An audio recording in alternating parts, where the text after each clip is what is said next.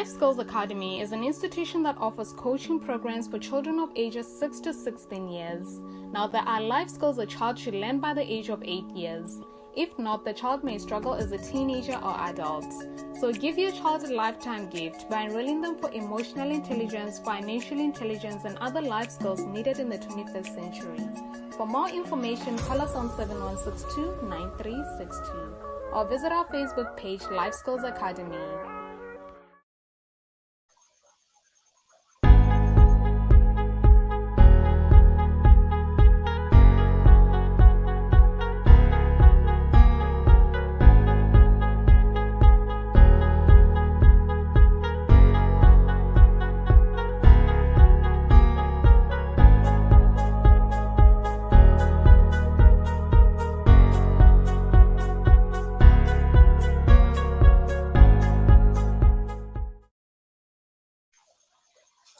Welcome. Good evening, everyone. Hello, everyone. Welcome to Bonolo Speaks live sessions. Let me welcome you once again, and thank you so much for joining us. For those of you who are joining us for the first time, we are excited to have you here. And yes, do go into the comment section and tag someone that you think should really be a part of this conversation. Do like Bonolo Speaks Facebook page and subscribe to our YouTube channel. We are Bonolo Speaks. Do also click that notification bell so you get a notification whenever we go live. Welcome once more. Let me take this opportunity to welcome Lecha.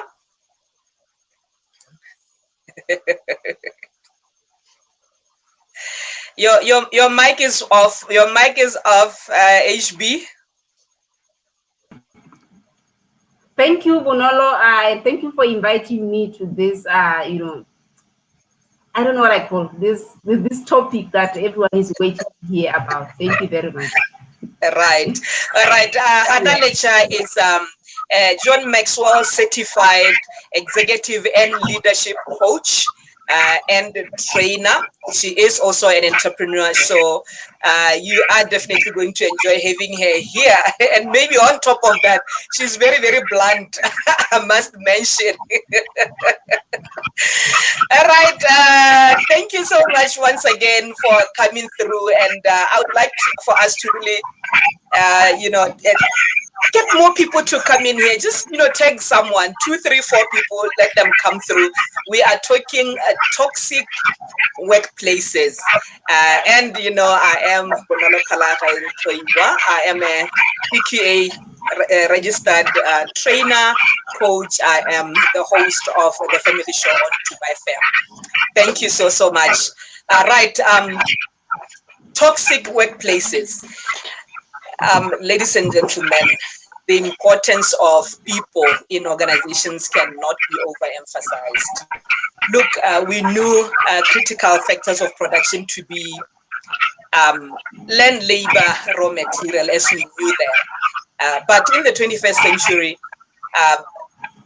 intellectual capital is actually a critical resource, and human capital is a part of intellectual capital.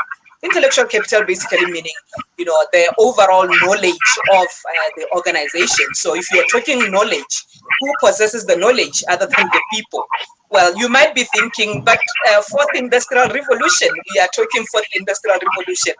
Well, we are going to need people to drive the 4IR.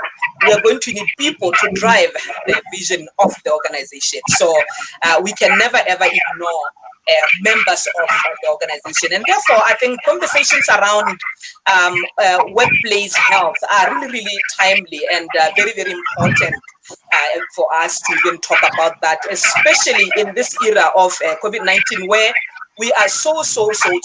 So we are going to look at toxic workplaces. I had this conversation with Muhumi on Dubai Fair, and after the interview, I got streams of messages, people just sharing their ordeals, and I realized, people really want to talk about this, and this is actually a serious problem.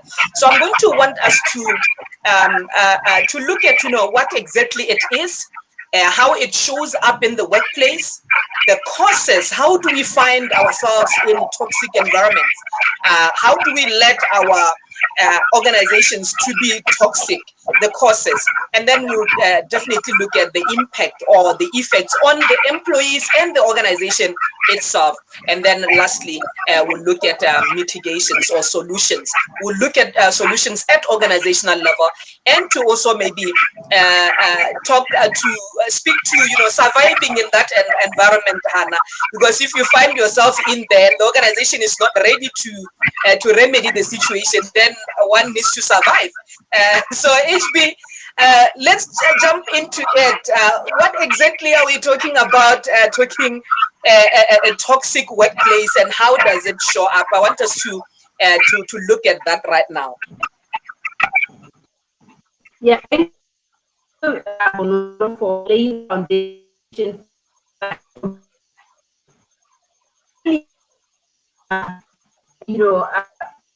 Toxic workplaces. We are looking at where the of organizations come from. In his book, he talks about the last competitive advantage. She said, after everything, after strategy, technology, finance, marketing gone, everything is gone. There is the last competitive advantage, which is organizational health. And this is where really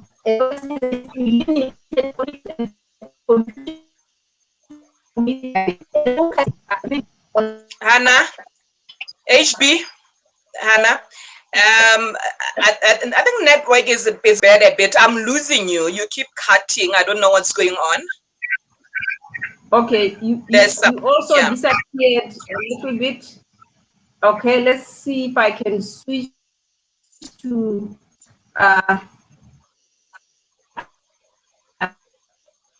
maybe another IP. Okay, all right. While she sorts herself out, because you are laying a very good foundation right there. I don't want us to lose it, because that's how we're going to build on that. So yeah, and we have people here, around 22 people. Thank you so much. Thank you, Gigi. Thank you so much, Teboho. Thank you for joining us. And yeah, Lily, thank you so much. Are you okay now, HB? Yes, I think I'm better there. Okay, can you hear me? Yeah. I can hear you. There's still that feedback. There's still that feedback. It's like there's another gadget on. I don't know if it's. I hear it from your side, but at least you are audible. So go ahead. All right. So I just wanted to lay that foundation of why we are saying there is a toxic environment, because it means there is a healthy one. So, Patrick Clonsheni said that the last competitive advantage is that of having a healthy organization. And that is one that has eliminated, politics, eliminated confusion, and the employees are focused on delivering, on the mission and vision of the organization. So this is where everyone aspires to be. But lately, we have been hearing a lot about environment that are not conducive, for employees to work and deliver work up to their full potential. Because we have those politics, there is confusion, there is gossiping. So there is just so much that is going on that the employees are not happy, and therefore it's affecting their productivity. So if you look at it, its overall overview is like that. But then obviously there are going to be characteristics that will show someone that you are indeed in a toxic workplace. So if you look at them, there are quite a number. I don't know if you want me to highlight some of them. Yeah, I think let's go ahead and highlight those. Yes. So if you look at it, I think on the list, if you are doing the research, what comes up is people are not progressing. So they are stagnant, but not because they are not, producing, they are not productive, but because the system is really not acknowledging their output. So you get some people who are stagnant, and because of that, they are disgruntled. They are really disgruntled, and they are not moving forward. And because of that, they are very unproductive, because now They are just trying to limit, what they can do, so that the day passes and another day comes on. And then because they are disgruntled, then it becomes very hostile. The workplace becomes very, very hostile, so that it's not even conducive for working. And then sometimes we have people who are bullying others. Those are people who seems like they are controlling everything. And sometimes it's even a lower level employees, even at management, very low, at a lower level, in the hierarchy, who is bullying those up who are in the hierarchy. But because something is not going right, no one is calling out that bullying. And some people are even sharing on the bullying so that he can continue bullying, other people. And even those who want to maybe call out, they are afraid because they're going to be victimized. So it leads us to victimization as well in the workplace, when if you want to call out something that's not right, then either the leaders or the supervisors start now victimizing you because you want to speak out and call out this. And obviously there's going to be oppression, there's going to be persecution. So a lot of things really go on that leave a lot of our employees troubled and stressed out because of they are not being addressed. So there's quite really a lot. I just wanted to lay the foundation on those key, and then we can discuss the others as we go on. Right. And definitely this is a serious problem, Hannah. Me and you, we train even in the corporate world, and we see this come out even during training sessions. We see this come out even during our retreats. And I still remember someone saying, you know what, I'm just here to make money for my children. I don't care anymore. I was, hyped up. I was fired up when I started. And, the system as it is, things as they are going, really, it's just a headache. And so I'm not interested anymore. If I'm told to change this, I go ahead and change. So people really just giving, a bare minimum to just, as they put it. So definitely it's a very, very bad space to be in. Maybe let's then look at, how organizations find themselves in this space. Now, the instances where you are dealing with a toxic colleague or you are dealing with a toxic team. But there are instances where the entire organization, the entire environment is toxic. And it's different because when you're just dealing with a colleague, I think you can take it up with HR and deal with that. But when it's the entire organization, when that organization is just toxic, then it's a real problem. So let's look at maybe some of those factors contributing to this, Hannah. How do organizations get here? Yeah, I think as someone who has businesses, I also have team members, but I've also done a lot of leadership work. I've coached in organizations. I think the first thing that comes up is actually lack of trust. So in an environment where there is lack of trust, people are very hesitant to actually even to express themselves or even to ask for help. So they end up then even concealing some of their weaknesses. And I think that is big in most organizations where there is no trust at all. So that is one of the things that play where team members don't trust each other. And so especially I would even say they don't even trust their leaders, those that they look up to. So that is one of those the causes of that. And then I also realized that I think it's global, but if you look at in our country, because of our culture, fear of conflict is one of the things that causes toxic workplaces. So because we want to avoid conflict, so we go around problems. We are like walking on eggshells. If you speak the truth, it means you are going to be victimized. So you are walking on eggshells, walking around the problems and not confronting difficult or tough issues or behaviors that needs to be called out. So this really leads to lack of transparency, and that's what drives confusion, in a lot of organizations. So we just want to avoid conflict, but there is just no way that we can operate without that. Right. Talking while on conflict, HB, maybe let's also speak to the fact that conflict is not all bad. I mean, some people want to use a traditional approach to conflict. Maybe while you are there, can we also go into really what conflict is in the workplace, and is it really bad? As a good manager, how can you use conflict to your advantage or to the advantage of the organization? Yeah, conflict is not really bad if we know how to manage it, because if we are able to manage conflict and resolve it, we can get a lot of feedback. It's a way of giving us feedback of what's working, what's not working, what are people assuming, what are the assumptions that people have which are not actually true.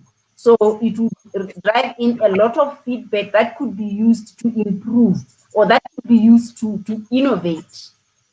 But if we are just afraid of it and we don't even want to resolve, these issues or problems that are arising, it means we are losing out on what could come out of resolving the conflict. Yes. Right. So that is the public relations approach to conflict, where you recognize that conflict could really reveal a whole lot of issues in the organization, and it could just save you.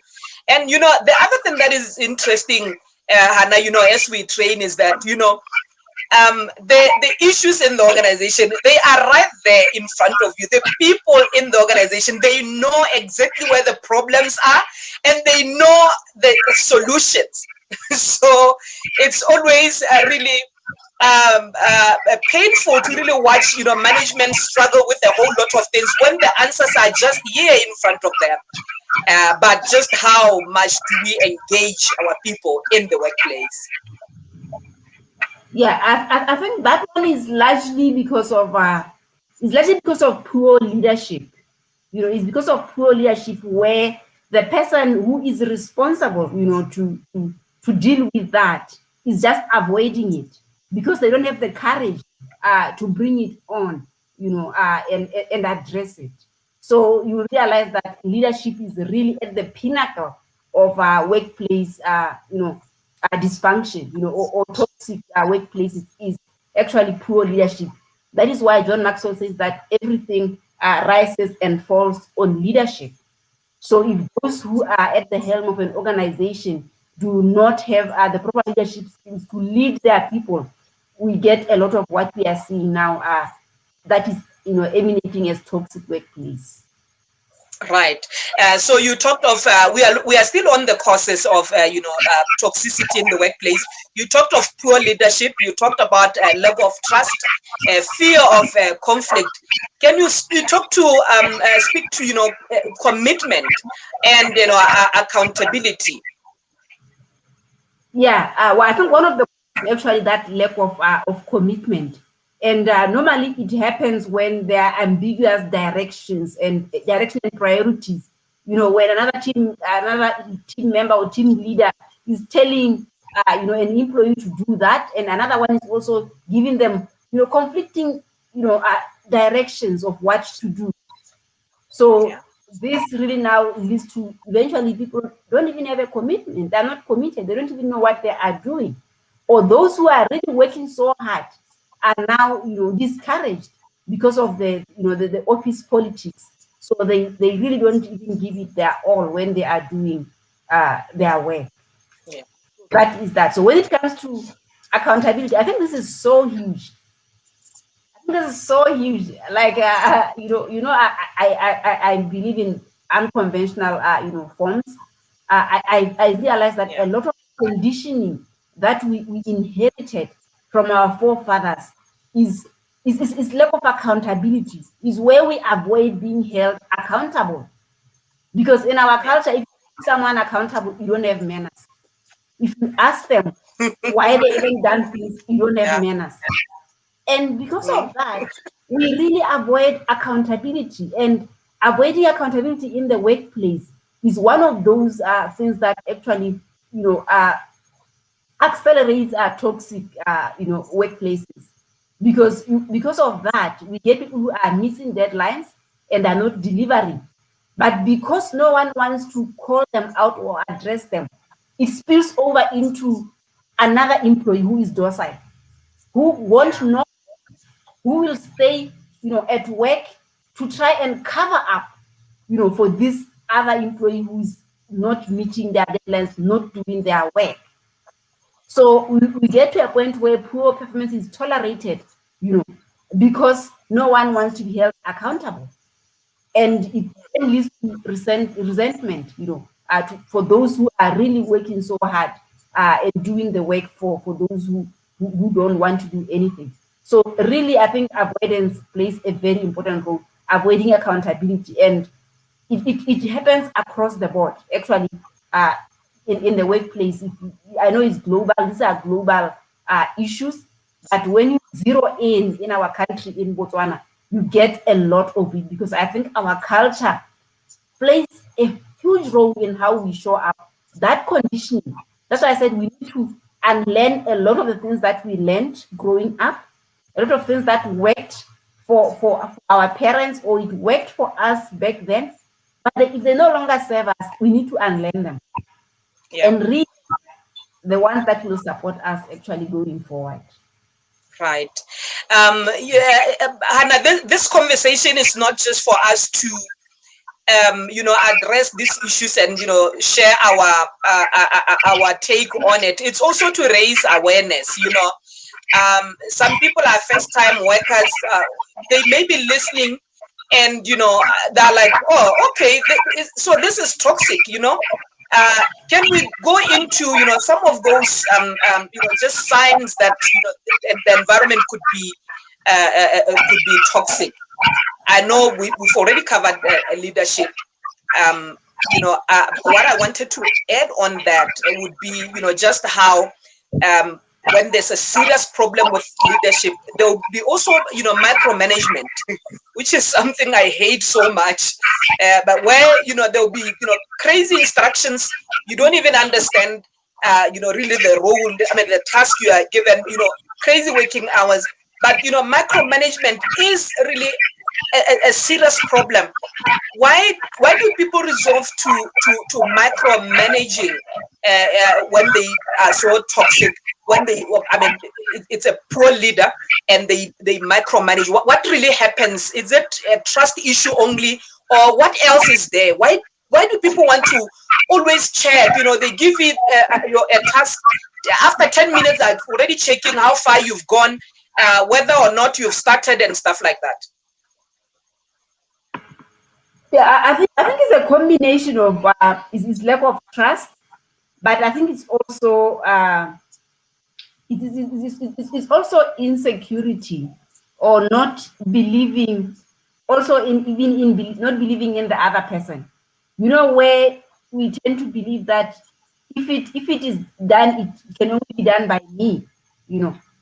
Where we are just thinking that it's only me. If it needs to be done well, I need to be the one doing it. And I need to be supervised. So we are really not delegating in trust, believing that the other person has the expertise, or they have the potential to actually do the work. So a lot of that is actually based on that, where we don't believe that other people have, the competence to do the work, and we just want to be following them, right on their footsteps, to see what they are doing is right or wrong. Right. And the other sign that you could be having a serious problem is poor communication. One of the ways it shows up is, intentional withholding of information that you know for sure others need to perform, and you just withhold that in its extreme form. How else is a poor communication showing up in a toxic environment? Yeah, the other way is one is withholding the information. The other way is also where The information is actually withheld to the person who needs it, but it's released to someone who doesn't even need it. Yeah. So the person who needs the information doesn't know about it, but someone who doesn't need the information, they know it in and out, and they are the one who are sharing it around and even telling the one who's supposed to know what's happening there. So that's one of the ways. The other thing is lack of transparency, where we know where things are happening, and we are supposed to know, but no one is telling you because they don't want you to know. So they just jump, they jump over and go and tell the other person, and you don't know what's happening unless there is a problem. And when the problem comes and you're supposed to account for it, you realize that everybody knew about it except you. Yeah. I know of people, even, your letter of transfer or promotion, people who, managers who would just sit on that information. I mean, yeah. All right. The other problem, we're trying to just show people just how it shows up. You may be in that environment and you're not even aware that this is toxic, this is wrong. Maybe that's your first job, maybe not. You want your job, you want to keep it, but this keeps happening. The other thing that I want us to talk about, Hannah, what that happens, it's a manager or a team member who takes credit all the time. Even when they present whatever work that has been done, they will say, I did that. What's wrong with these people who are part of a team, but whenever they present, whatever they did as a team, it's them. They know they didn't do this thing, but when they get the credit, they don't mention, or, oh, by the way, I was doing this with her. Yeah, I think we get that. You get that a lot in teams where people want to be to feel important, and to be rewarded and congratulated for doing work that they didn't even do alone, and that is a silo mentality that is very, very common in toxic environments. Where someone just take ownership of everything without acknowledging the input of the team. And that is also a sign of a team that is not cohesive. So when we talk about team leadership, we talk about cohesive teams which are working together towards a common goal. So you get that. And this leaves the other team members very disgruntled because they knew how much, effort they put into that project. Then someone just claims that project. And it's also a sign of poor leadership as well. Definitely. And then there is just disrespect. There's this thing that some managers will feel that they can just say anything to anyone. They can reprimand others in front of in an open space. That culture of disrespect can also be an indicator that this environment that I'm in is actually toxic. Yes, I love that you brought that one up, and that one is so big, and I normally equate it back to lack of emotional intelligence. It is that the inability of that leader to manage their emotions and control them, and only go and discuss this in a safe environment. So where they can't just wait to go and address it, and they feel like they need to just address it there and there without regard, for the other person, for the employee that they are shaming, in front of others. So you really want to look into that. If you are leading some other people, ask yourself, is this what I am doing? If you are watching this, because sometimes you are here and you are also in a toxic environment, but you're also contributing towards the toxicity. So you want to is does this mean what I'm doing is toxic? Yeah. Right. All right. Let's take a quick break. We'll be back just now. Life Skills Academy is an institution that offers coaching programs for children of ages 6 to 16 years. Now, there are life skills a child should learn by the age of 8 years. If not, the child may struggle as a teenager or adult. So give your child a lifetime gift by enrolling them for emotional intelligence, financial intelligence, and other life skills needed in the 21st century.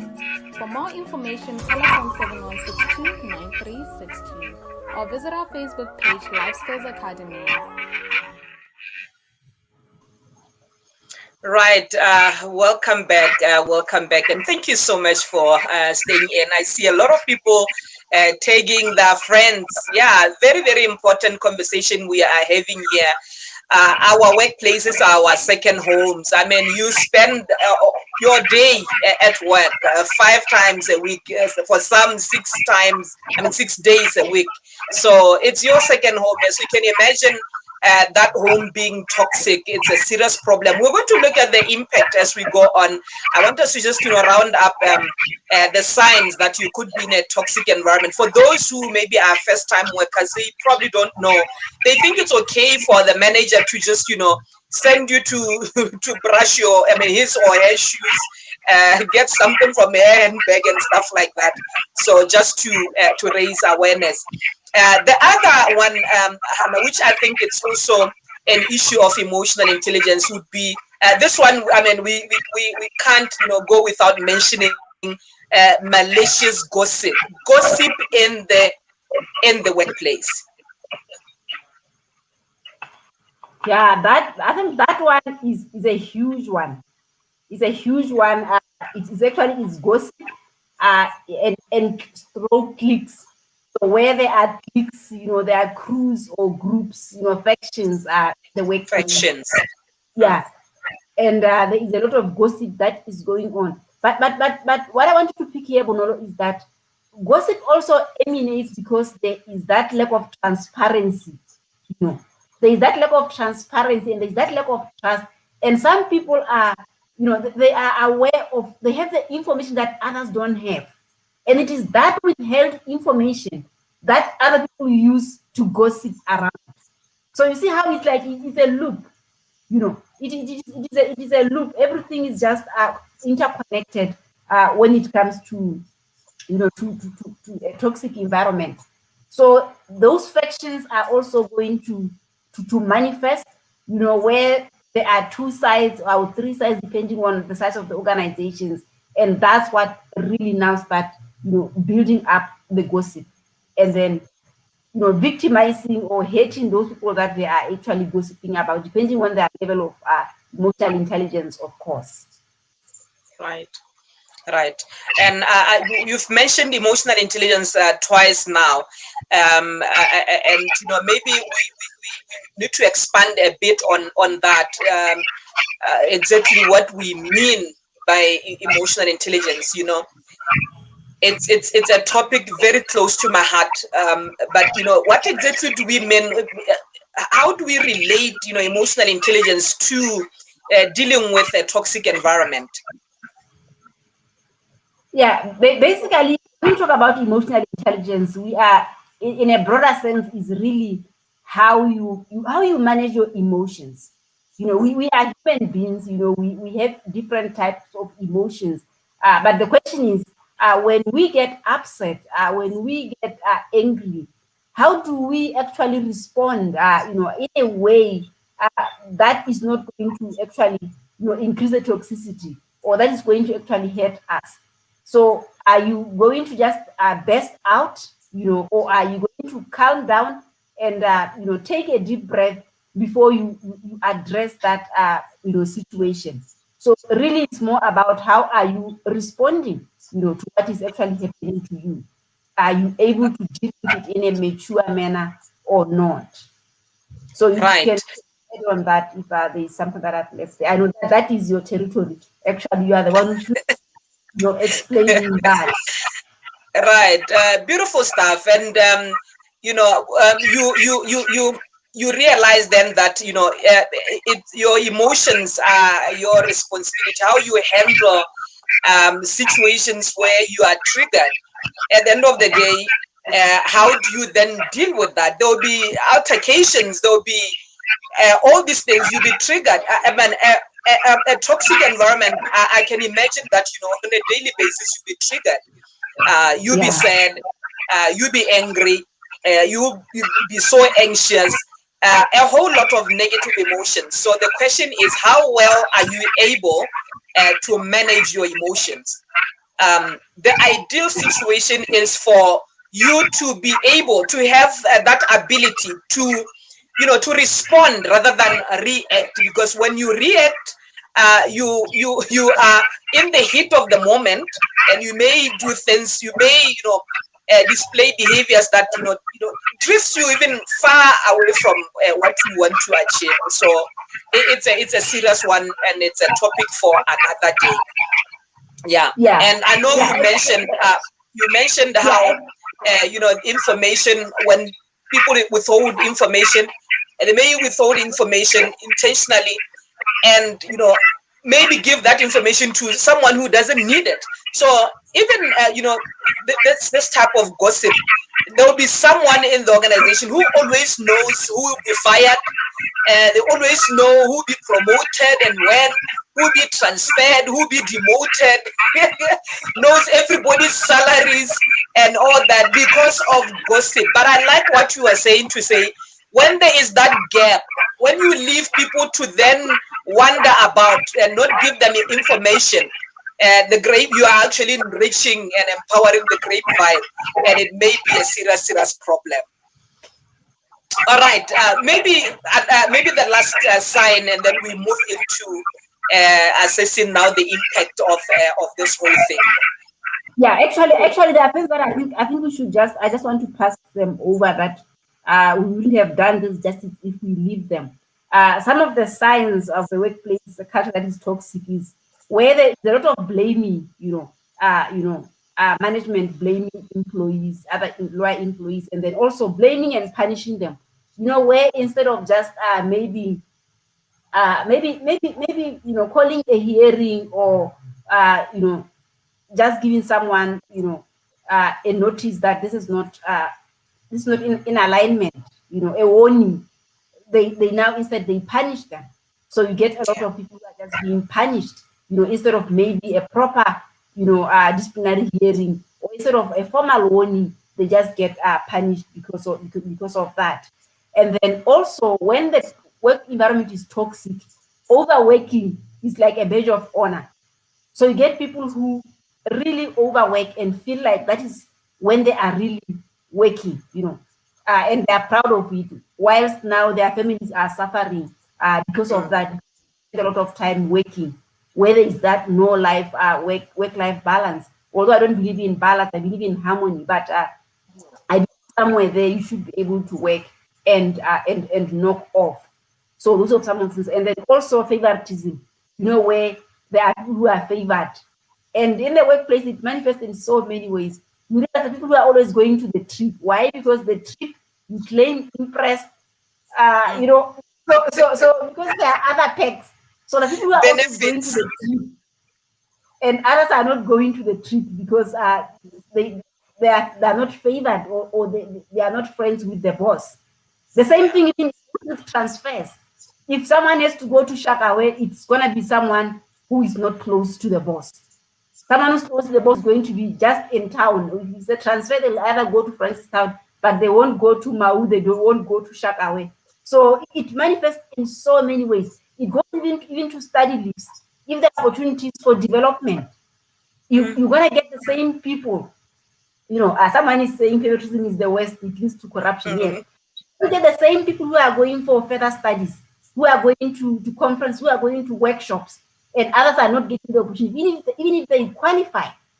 So then you realize there is really something that is not right. And then, of course, is bullying. You'll always have that bully, in the workplace, like we mentioned earlier, who is just aggressive and bullying and tossing everyone around. So really what this boils down to is a strained interaction, between employees and management when the environment is toxic, although it can happen in the same level, but most of the time is between the different management levels. So you get the relationship is so strained that they just work because they need to work, but there is not even a proper communication between those people. And then you also get employees who have very good ideas, but their suggestions are discarded. And because of that, they are not even free to give honest feedback, even when it is needed, even when they know that this is not going to work. They really keep quiet. Oh, someone say, thank you, I've been waiting for this one. Yeah. You are welcome, Feji. Yes. So you get where the employees' suggestions are discarded just because it is not their friend, or it's not related to the supervisor, it's not related to their boss. So eventually, even when they have got feedback, they've got ideas, they just sit on those ideas instead of really, instead of sharing it so that the organization can benefit. So it takes on a different tangent now when we get employees who become passive now. So they're no longer interested. They're just doing the bare minimum so that they can pay the wage, they can pay the school fees and buy food. And they no longer have passion, in the workplace. So then it really goes in many different ways. And I think we should talk about maybe the last one, the Bonolo. The discrimination or harassment, whether it's sexual harassment or the discrimination. Can you maybe just talk to that? Yeah, it's a very serious problem, and I know women experience sexism quite a lot. The notion that women can't do this, they can't do that, they can't lead. It's a serious problem. Sexual harassment. Asked for sexual favors in exchange for a position, exchange for an opportunity. It's a serious problem, and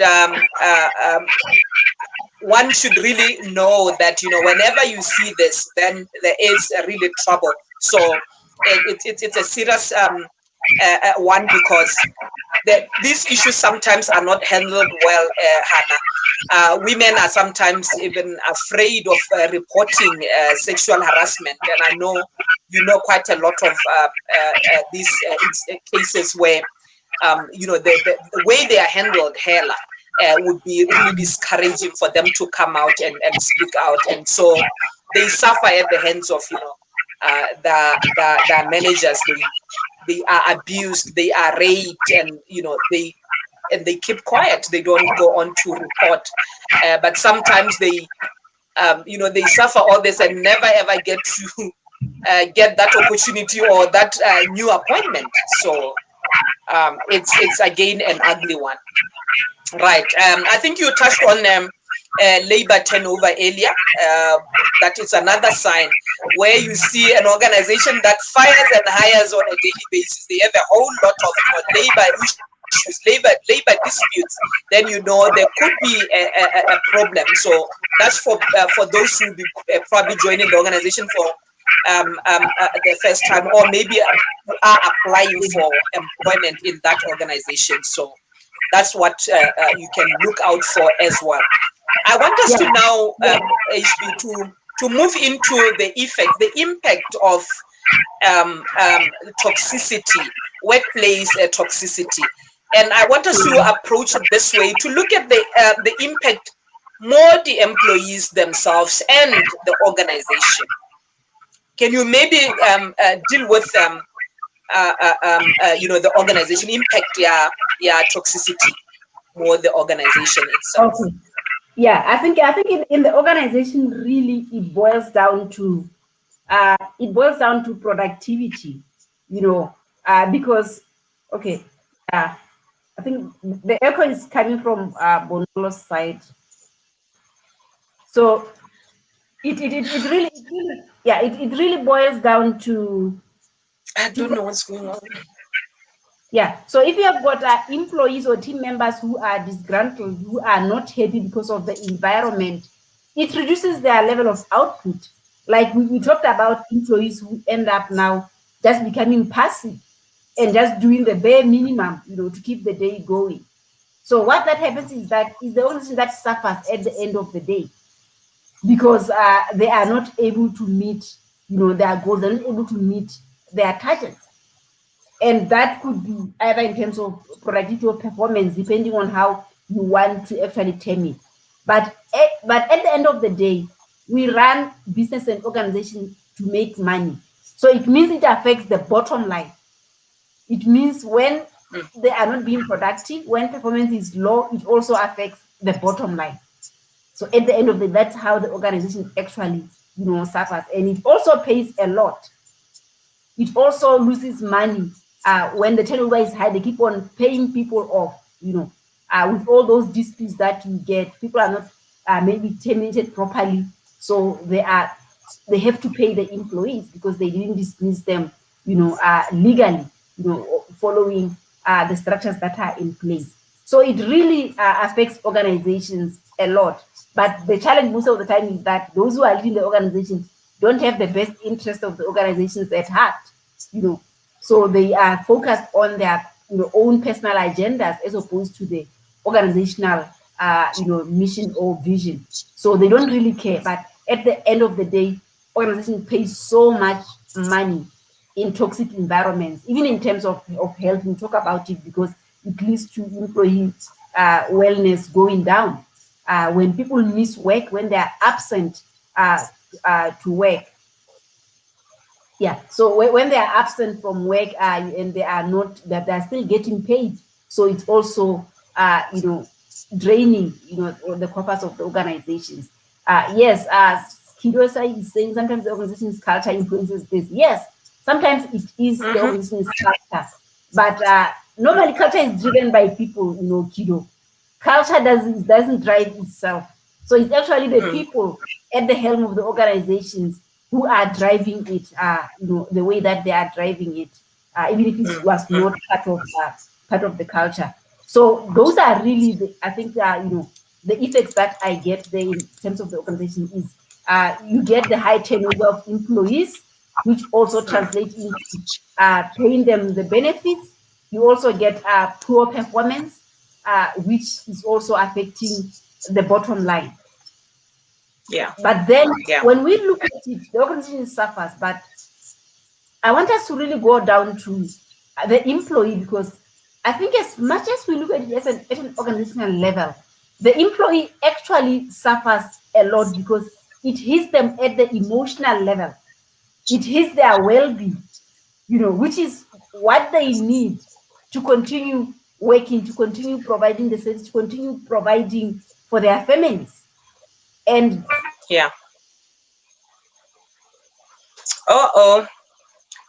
something happened there. I hope that Hannah will be back. Hannah, Faith, can you hear me? Am I clear?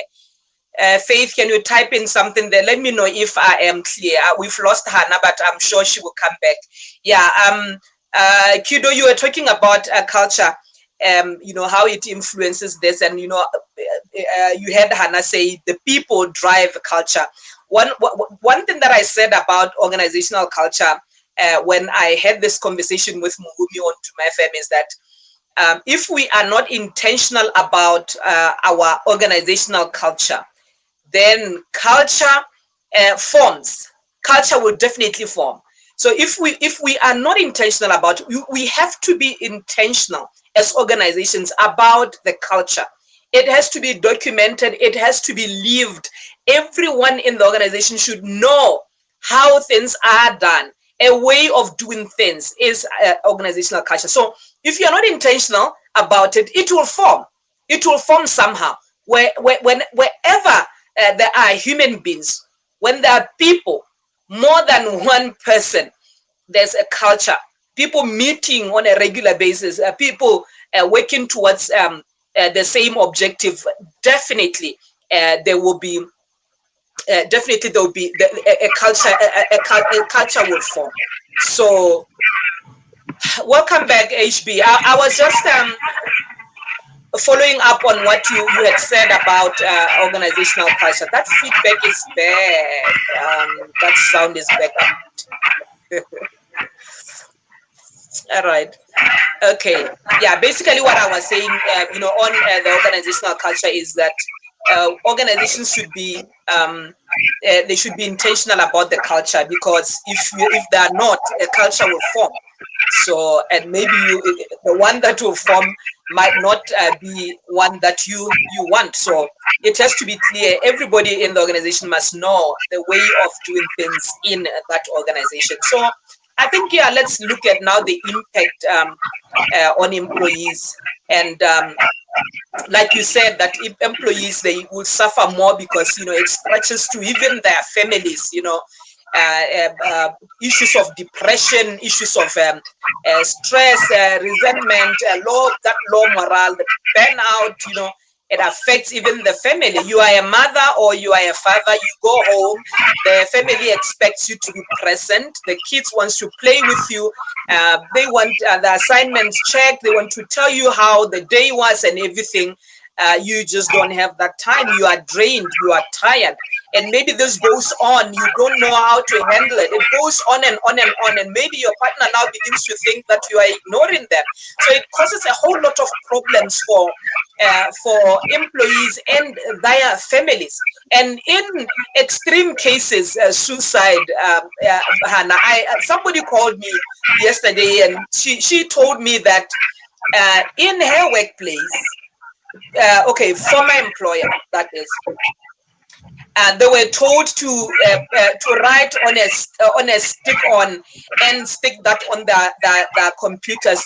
They must write that I can be replaced anytime. They had to have that note, more computering.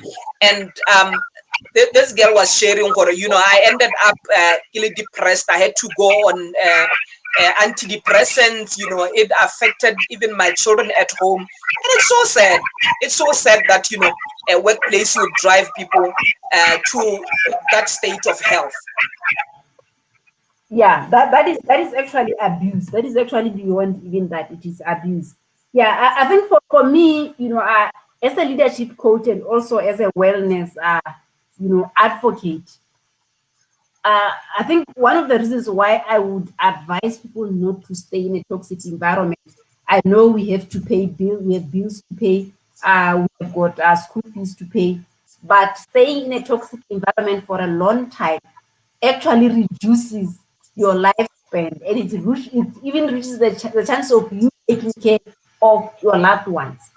Because it actually boils down to our mental health.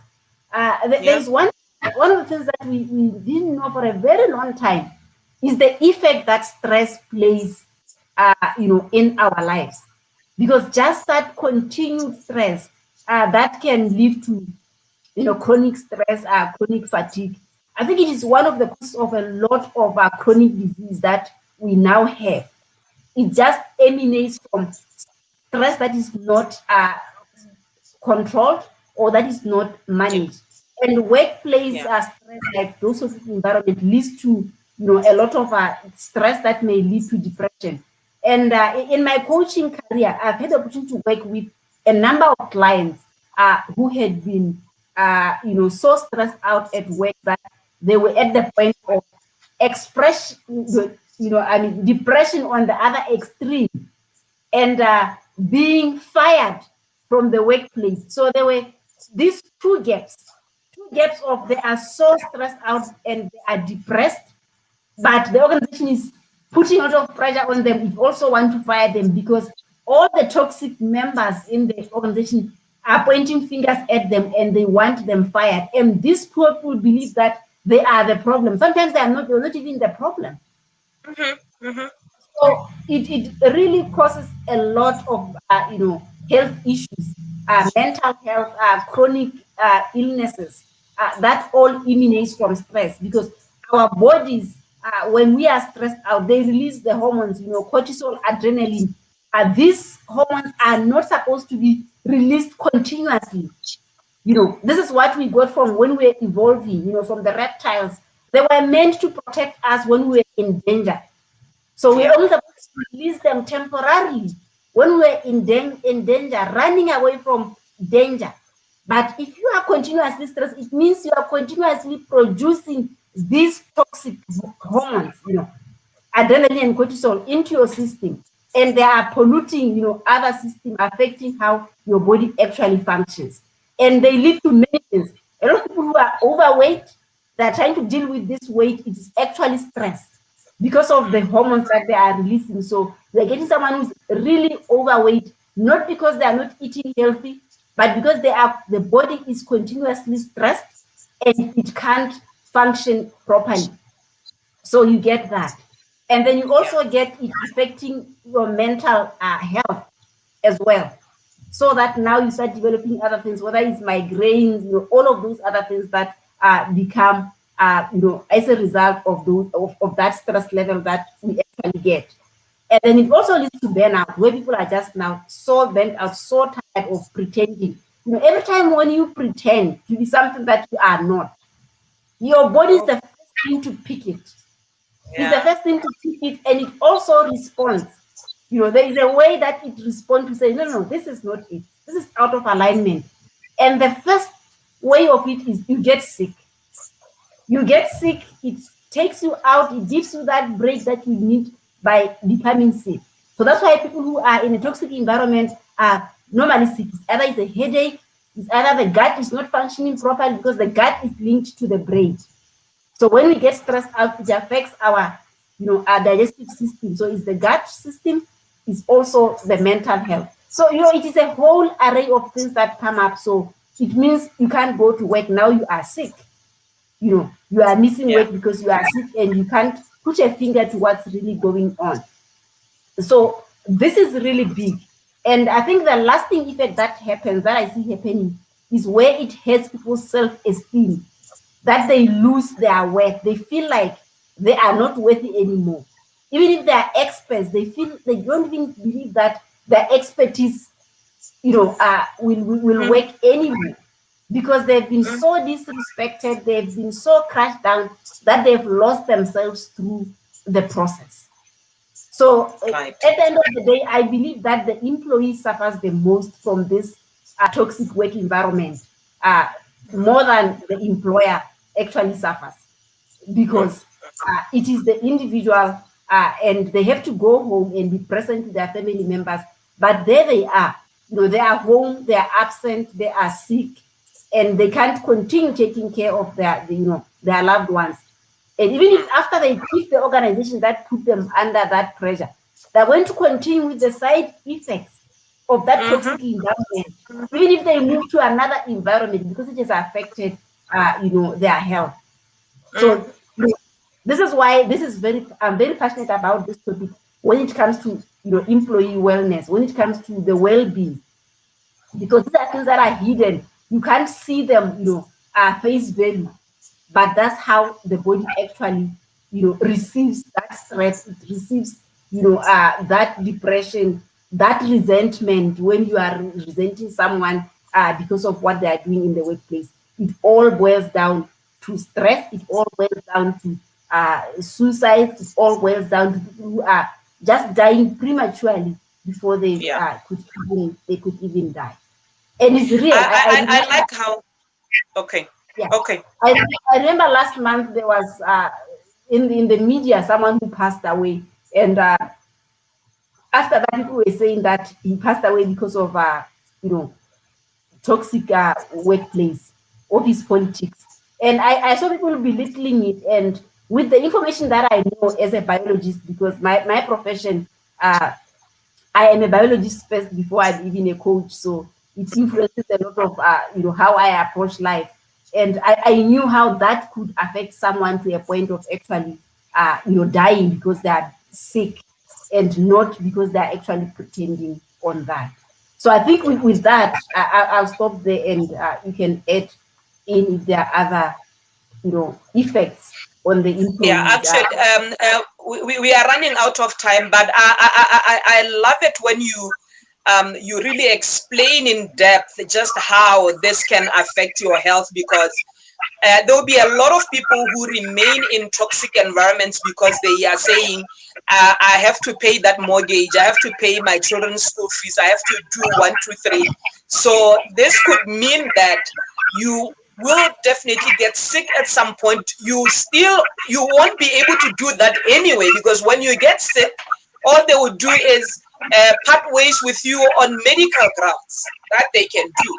So sometimes when we push ourselves to remain in that environment for what you are benefiting at the time, recognize the effect on your inside, your inner man, how you are dying from inside.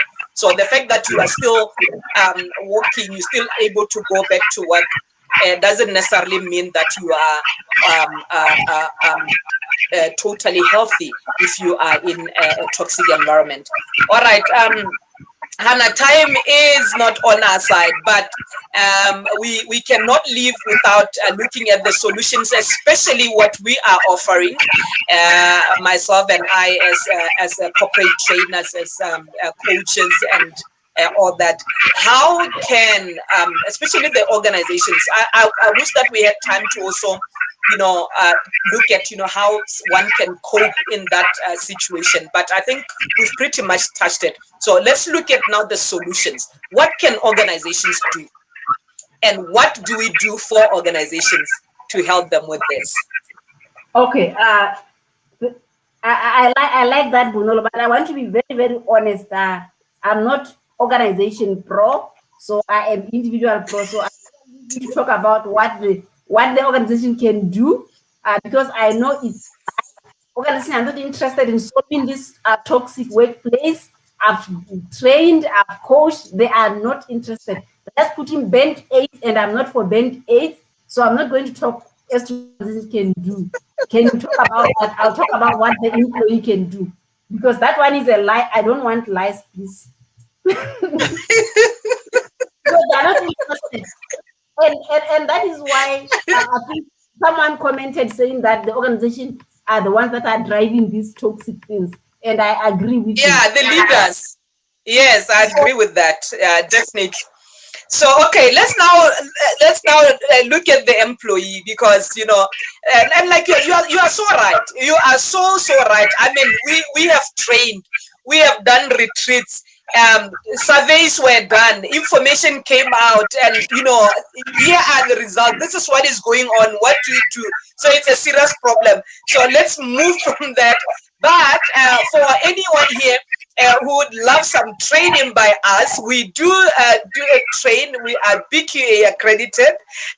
Our scope is business administration. And Hannah is a certified John Maxwell coach and trainer. She is my coach as well. She's my co-trainer, but also my coach. If you want transformation to the T, this is your woman. All right, Hannah. Okay, then address the people then. No, you know why, Bonolo, I'm not interested in looking at what the organization can do. Because the first thing that you will be told is say, okay, if you're an employee, engage HR to deal with the co-worker. And you'll find that the HR is the one who is actually the problem. So how do you go to someone who is spearheading the toxicity to go and ask for help from them? So really, and I think this is where it comes in. When I train organizations, I tell them that, you know what, all of these trainings, you don't need to be doing them for yourself. I tell them, you don't need to do your own team building, because you will be taking an employee who is part of the toxic environment, and you are asking this employee to go and do a team building exercise, to go and train people. And the people who are sitting there are fuming inside. They are burning deep inside, because this is the culprit. This is the main person who is causing havoc in the organization. And she or he is standing in front of them, and reading just the theory of team building, the theory of leadership. But what they are doing on the ground is typically is something that is different. And I always say, sometimes you need to bring in someone who's outside, someone who is not invested in the office politics, to help and someone neutral, to help and entangle this for you. But anyway, if you are in an organization, go and report at the HR office. Maybe they will help you. If you have a good HR manager, good HR leaders, of course they will address it. But if they are part of the toxic environment, you are in for a surprise, because you are not going to get any help from that. But that is the first thing to start, is to really approach the HR department and ask for them to intervene and see if they can help you. But if they can't, then it goes down to what it is that you can do as an individual. So maybe you can take that on there, Bonolo. Right. Yeah. For like Hannah is saying, so let's focus on you as an employee. What can you do? One of the things that we the culture that we really need to cultivate is to really get a coach. I've seen the benefits of having a coach, having someone to hold you accountable, having someone you can talk to about even your workplace issues or problems. So it's very, very important. Coaching is very, very important. And I, like Hannah is saying, go workplace, go do a training, but there's a place you can't reach that training. So similarly, you can go for training. You can go for all these trainings that it's already in the workplace. But you know, when you go for coaching, coaching addresses, coaching finds you where you are, and it helps you to get to where you want to go. So it's very, very important to have someone to look into that. I won't mention emotional intelligence. We have done that already. It's very, very important for you to manage your emotions, to have those tools and techniques of dealing with that toxic environment, so that you guard yourself, to preserve yourself. So when you are emotionally intelligent, when you are emotionally alert, then you would have those techniques. You know how to respond to these things. You know how to release those negative emotions or that toxicity. One of the things that you want to do is to also have something that you can focus on, something positive to focus on. For example, really in the workplace, it's about our clients. Whatever you do is for your clients. So if you know that you get there, you give it your all, you do your best, whatever you're doing, just focusing on the fact that this is for my clients, and I'm executing my duties diligently, then you can focus on that. You can focus on something positive, and it will help you. The other thing that I really, really want to go deep into is setting boundaries. Hannah earlier talked about hard work everywhere you are, as though when I know when I in the organization, working very hard, long hours and everything. You need to set boundaries. If you are going to be available for work phone calls like about 12 p.m., it's a problem. You are creating a big problem for yourself, because then you'll have to be readily available going forward. And as you set boundaries, set interpersonal boundaries as well. People like these corridor talks or boardroom talks where people are talking about their personal things, talking about what they ate at home, what they're doing, their projects, all these things, where everybody knows everything about you in the workplace. It's a serious problem. You are opening yourself to an opinion right there, and so whenever things turn, then you'll definitely have a problem.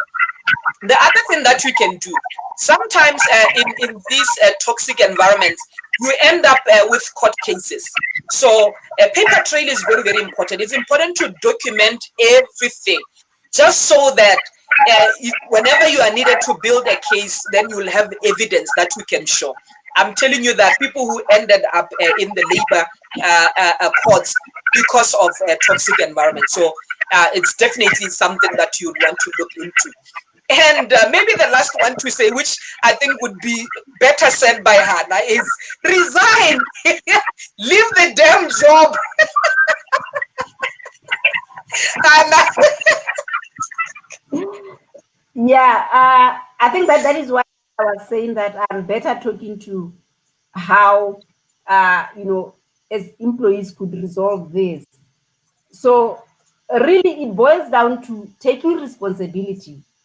It boils down to realizing that we actually do have choices. We do have options. We are not plants, we are not trees, we are not stuck in one place. Yeah. We can actually move. So it requires you taking responsibility to realize that this is not a conducive environment for you. And you then decide to either quit and look for another job. you can actually quit and look for another job. I have coached people who have realized that actually they were in toxic environments and they didn't want to stay there anymore. And they then decided to move and look for a job elsewhere in an environment that is conducive, in a culture that actually values its own employees. So that is another option that you could actually take.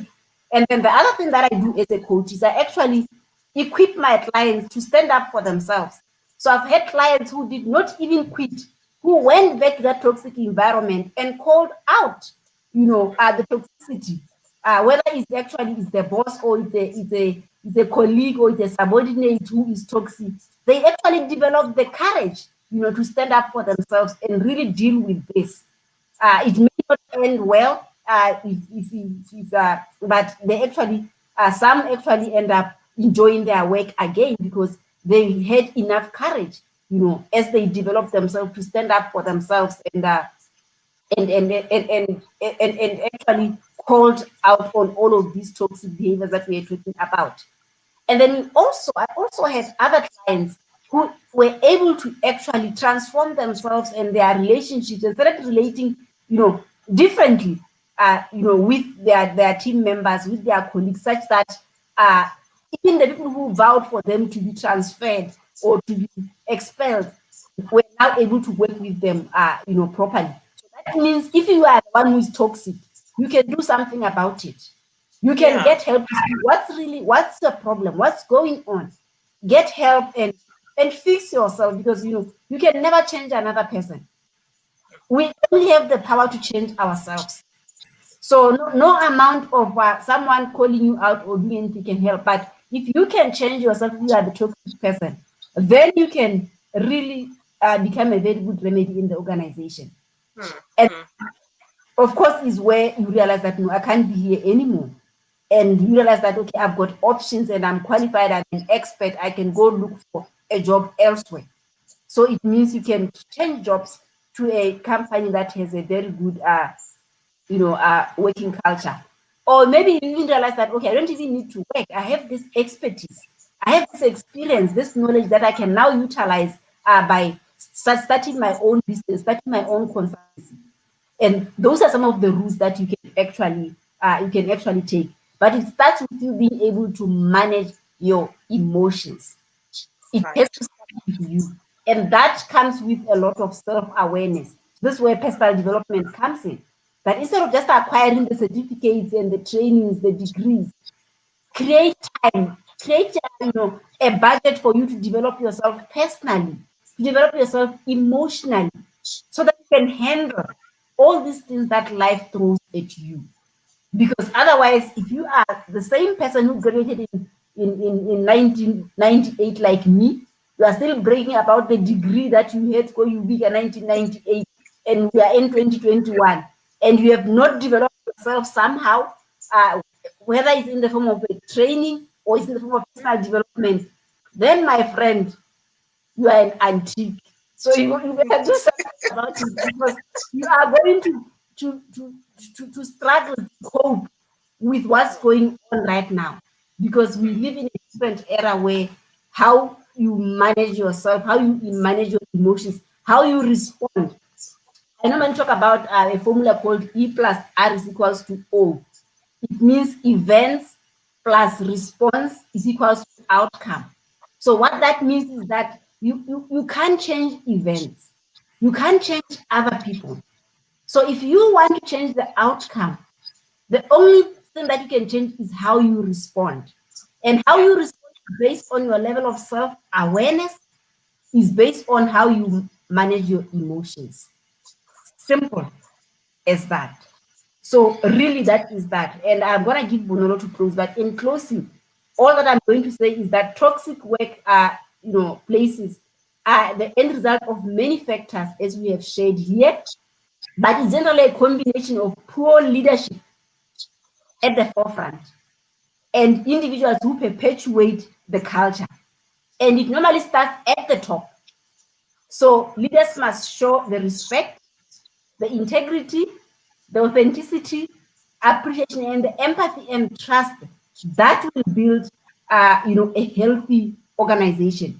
Because like we mentioned, toxicity is very costly in the workplace, because unhappy or disengaged employees cost companies billions, of dollars each year in lost revenue, in settlements, in damages.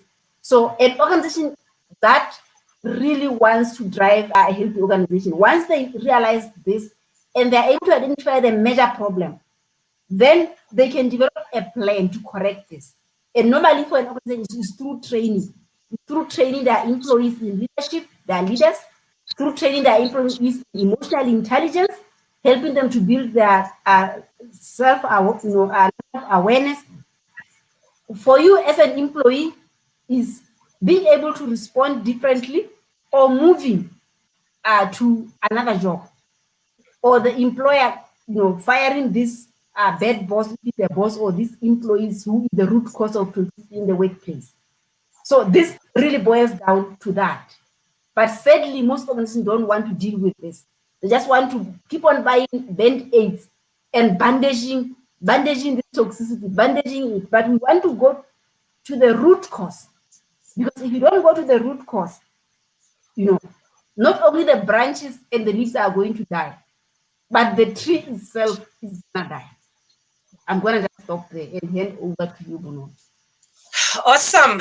You closed it very, very nicely. My last words would be that as we stand up for ourselves, as you recognize that you could be the change agent where you are, then if everybody takes responsibility, the toxic team member and the one who is being bullied or abused in the workplace will eventually have an empowered workforce. And maybe then we can really, really change and transform our workplaces. Thank you so much for staying with us. We've exceeded the time, but yeah, it was such a beautiful conversation. Thank you so much, Hannah, for making time for this. Thank you so much, and do like our Facebook page and YouTube channel, Bonolo Speaks. Follow Hannah on Facebook, YouTube, Gena Hannah Lecha, for her coaching programs, beautiful coaching programs, beautiful training and development programs for the workplace. So yeah, thank you, and goodbye. It's a good evening. Thank you so much. I didn't get to look at all the comments, but I believe that we've really tried to cover everything that we wanted to talk about today. Thank you once again. And I see my brother here. All right. Okay, it's a good night from you. From me. Thank you so much.